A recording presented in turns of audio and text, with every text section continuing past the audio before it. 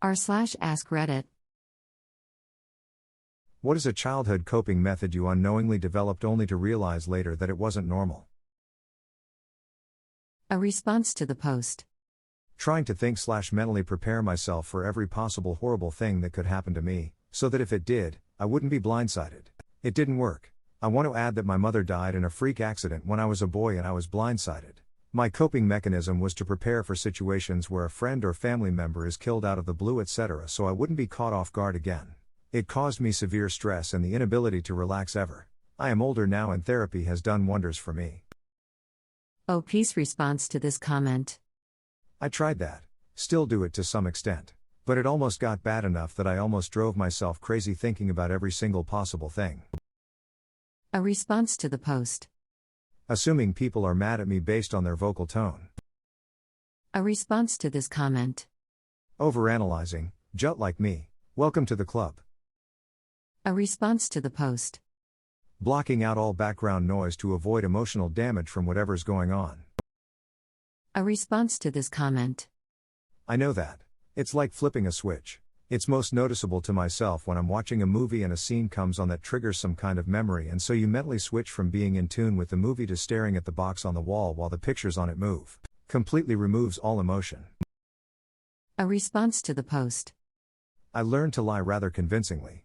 I was petrified of getting in trouble for the smallest things that I learned to hide quite a bit. I had such high anxiety as a kid. A response to this comment.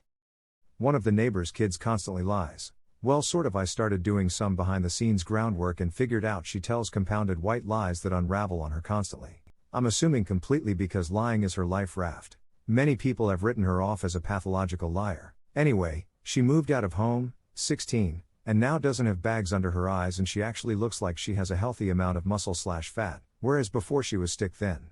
Her mom makes out that she's not doing that well out of home, but she seems happier and has more constructive conversations. I'd k about you, but something's up when your kid ditches you that young. A response to the post. Saying I am sorry all the time. A response to this comment. Yes, and when someone says you don't have to say sorry and or gets mad at you for saying sorry, you get in a loop for saying sorry for saying sorry for saying sorry for saying sorry. Nowadays it's a lot better than it was. But whenever I feel bad I just keep repeating it. Edit to add. Thanks for the many replies and the wholesome threads you/we created. I'm so happy to see that a lot of you ask and give advice and help support each other. I saw a lot of helpful tips, not only for people who say sorry all the time but also the people that have friends/partners etc. that do this. Thanks again everyone. Tulip, I try to react as much as possible. You're the best. A response to the post. I can't have an aspiration or a dream because I don't want to disappoint myself. Like, I can't even say that I am going to get a good grade on a specific subject out loud, cause I am scared I will disappoint myself. Same thing with other things in life. When I apply for a specific college I will just do it and ignore it until I get a result, because I don't want to get my hopes up and end up not getting accepted.